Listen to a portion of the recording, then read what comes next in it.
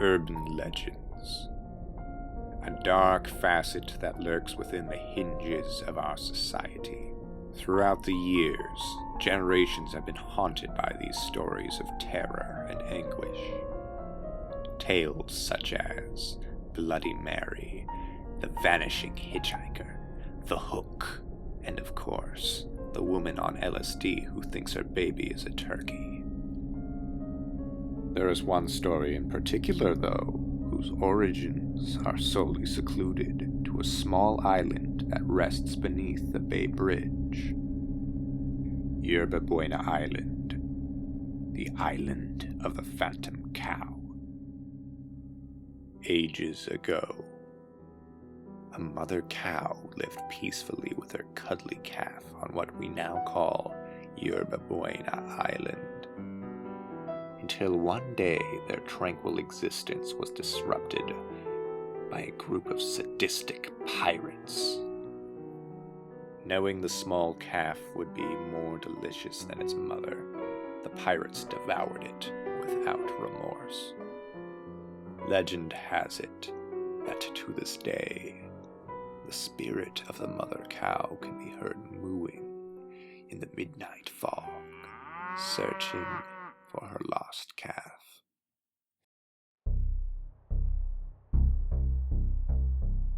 On June 1st, 2015, a group of filmmakers who prefer to remain anonymous ventured to Yerba Buena Island in search of the so-called Phantom Cow.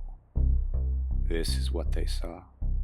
Windy roads, construction, and no sign of any cattle at all. Living or dead. Understanding that the island has changed over the centuries, our humble and faithful crew journeyed to Yerba Buena's neighbor, Treasure Island, in search for answers.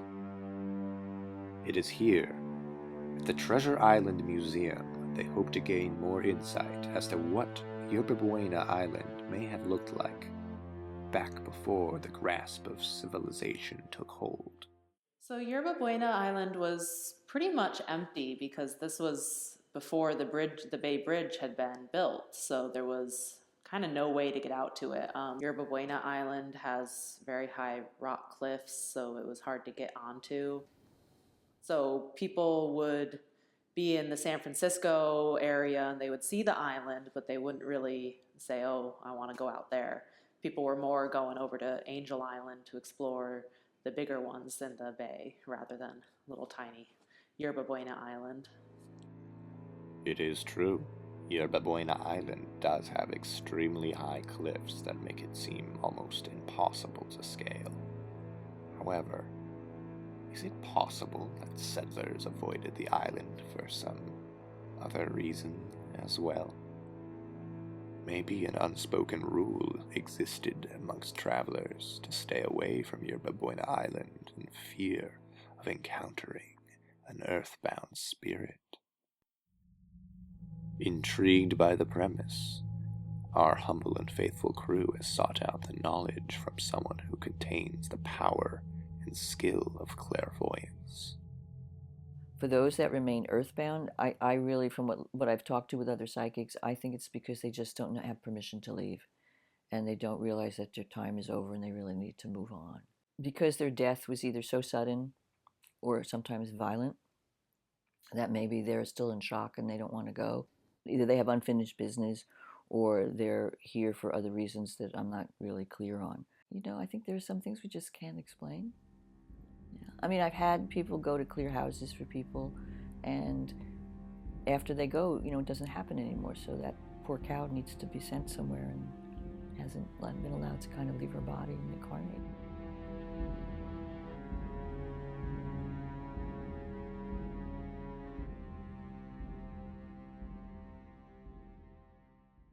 Of all animals, why a cow? A question you may have been asking yourself since the beginning of this film. Perhaps understanding the cultural significance of cows can help us appreciate the symbolism of this urban legend and bring its essence to a full circle. But where are we to go? Berkeley, California. Cold, desolate, It is within this barren stretch of the American landscape where a Hare Krishna temple stands, and hopefully within its domain lies the wisdom and knowledge concerning the cow's nature and place in our culture. In all cultures, the cow and the bull are very important, at least in the traditional culture, because the cow gives milk. And I think that's pretty clear. Although in this modern day and age, we go to the supermarket, you pull this thing off the shelf, it's called milk, and you don't know where it came from really. And of course, somebody told you it came from a cow, but probably you never milked a cow in your life. You don't even know what one looks like, more or less. You've seen pictures. And so we're so much removed from nature. But milk comes from a cow, and then in the traditional culture, maybe 500 years ago or so, there was no big tractors or anything, and you depended on the bull to till the field. So the bull was the father and the cow was the mother. So that's the logic. In Vedic culture, it's very, very sinful to kill a cow. Very, very sinful. And the result of killing a cow is extreme suffering.